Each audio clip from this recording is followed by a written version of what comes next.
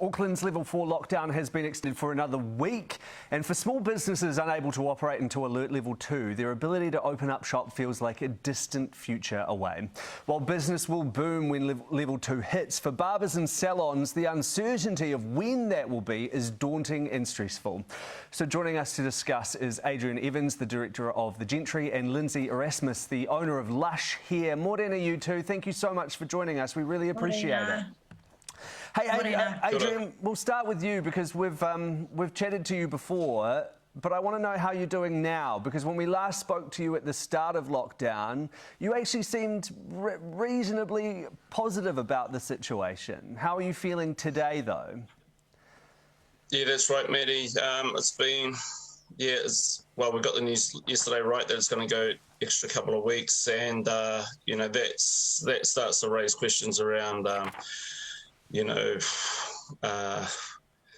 might have to go to funders a little bit later on if it goes beyond. I mean, I've already gone to the bank and got a small loan just to carry through this month. Didn't want to do that. But, yeah, look, we're sort of watching the edges. I'm getting close to the edge than I've ever been, and it's not a comfortable place. Yeah, that must be really scary. Yeah. Oh, yeah, it is. But I've got to put a brave face on for my team, for my staff, because I know that when we come back, we'll be going hard. So I need them, by my side. But yeah, look, I've had to hold off on GST, pay my GST earlier this month. I just needed that cash in hand for, to get through. I've paid half of it. Hopefully the IRD will give us a break on GST. I've heard that one put out there. And even a bit late on my rent, but the big ones are paid for now, but you're getting through the next 2 weeks will be tough. Lindsay, what about for you? What's the general sense been over the last month for you? Obviously, initially the first thought for me was obviously when we got notified that we were going to go into lockdown. Obviously, it was very quick to get things organised. Obviously, we've done this before coming out of last year's big lockdown. I felt really positive going into it, but obviously as time has dragged on, you can really feel the mental pressure that it puts on you as a business owner. I've got a really tight-knit team, and I feel like I'm so responsible for them. I'm in constant communication with my girls, so just to reassure them, check in with them daily, and seeing if they're okay. Again, same as what he said in terms of finances. GST, the same thing, paid it early so I didn't have to be lumped with penalties and things like that. But it's just a constant in the back of your mind. Yeah, that must be really tough. And we talk a lot about pivoting, businesses trying to find different things to do. Obviously, there's some businesses that can actually just up sticks and move to working from home. You're not able to do that. So what do you do? How do you keep yourself occupied over the past month?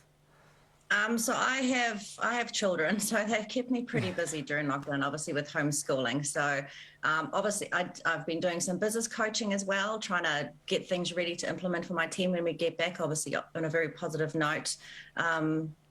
Pretty much just being a mom, obviously still having that business brain in the back of my mind as well. But yeah, just trying to keep myself busy. Obviously exercise, daily walks, obviously when the weather doesn't permit, can't get out. So yeah. Adrian, what kind of support's available to you in a time like this? Oh, look, outside of the government stuff, the wage sub and the resurgence payments, I've had some support from a charitable trust, which has been really awesome. They've helped with some of my staff in terms of food boxes and even paying power bills, phone bills and stuff like that. Wow. It's been really helpful. That's all really. That's all we've found. Looking forward to another round of it to get us through, and then just the emails and phone calls from clients have been really helpful too. So it makes us realise that there is something worthwhile to hang on to. Yeah, but that support, the financial support that's available through the government and funding, is that enough to cover everything you need it to cover? Oh no, not really. No, not at all. Actually, we're 100% down on income for this throughout this lockdown, and yeah, it's. I mean, I don't want to throw shade on the wage sub or the government putting it out there, but yeah, it doesn't do a lot really. It just it keeps us above, just our neck above water. You know what I'm saying? We're like this underwater. And Yeah. Lindsay, you've really struggled to claim some of that support that you need, right? Yes, no, definitely. I applied for the first wage subsidy that was made available on the 20th of August. Pretty easy to apply. I've done this before and it came within 3 days. The next one that was made available on the 3rd of September, when I went on just after 9, there was a few glitches and I can understand that they were really busy. Obviously, everyone trying to apply at once, but I eventually managed to get through thinking that because the first subsidy went through, obviously it was a Friday that it came through on the Monday. The Monday came and went, and I had a couple of team members message me saying, "Oh, we're going to be paid." So for me, daunting feeling, thinking, and I'd let them know. I said, as soon as the money's in the bank account, I'll let you know. A week, 10 days went on and still nothing. And obviously I'm starting to feel really pressured, because like I said, I feel like I'm responsible for so many of my girls and I felt like I had failed them. And so, yeah, I thought I'd take a stand, but not just for myself, but for so many businesses out there that are yet to still receive their subsidy. I had a bit of a push, obviously, from the story that went through stuff in the Herald. So I really thank them for helping them get, that pushed along. So it was a huge relief for me, but obviously thinking again when the next wage subsidy, becomes available on Friday, how long are we going to wait again? Because what does it mean if you don't have the funds that come through? What does that mean for you and for your business and for your staff? Well, basically, I can't pay them because I'm not cash rich, unfortunately. As most businesses are, we're 100% down on revenue. Yes, I do have my little online store set up, but the margin is so small that it's not going to make a huge impact on anything. So have you been paid yet, Lindsay? Yes, yesterday I finally got an email to say that it had been paid, and around 4:30 the money went through. So I already prepped my payroll prior to that, and I managed to pay all my girls with huge relief for them all. So they were all like, yahoo! Yeah, that must be a massive weight off your shoulders, right? 100%, yes. But obviously that's still in the back of my mind to think, what happens with the next one again. And I guess that's the tough thing, especially as the lockdown continues to get extended and extended. The weight comes off for a short amount of time, but then comes back on pretty quickly, right? Yeah, no, 100%. It's always on the back of your mind, as a business owner.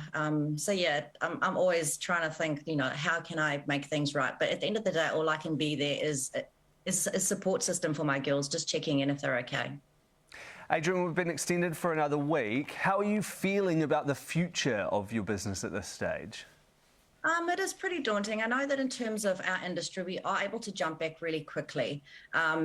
We've got 5 weeks worth of clients that we need to get, to get rebooked in. So yes, we can jump back really fast. But for me, it's, I always look forward and think, okay, if we do go into another lockdown, the reality for me is that, I could potentially lose my business, as so many other businesses out there, are facing that same future.